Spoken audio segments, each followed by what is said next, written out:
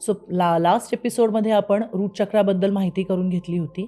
या एपिसोडमध्ये आपण सेक्रल चक्राबद्दल म्हणजेच स्वादिष्ठान चक्राबद्दल माहिती करून घेणार आहोत.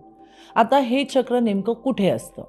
सो आपल्या बेंबीच्या 2 बोटं खाली, ओके, आपल्या बेंबीच्या इथे तुम्ही हात ठेवून त्याच्या 2 बोटं खाली जी जागा आहे तिथे तुमचं स्वादिष्ठान म्हणजेच सेक्रल चक्र असतं.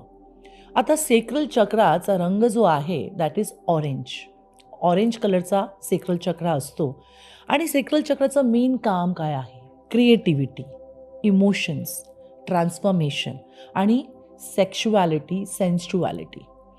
म्हणजे थोडक्यात सांगायचं तर एक आयुष्यामध्ये एक फ्लो असतो, एक तरंग असतो. तो कधी वाहतं पाणी जर थांबलं एका ठिकाणी तर त्याचं डबकं होतं.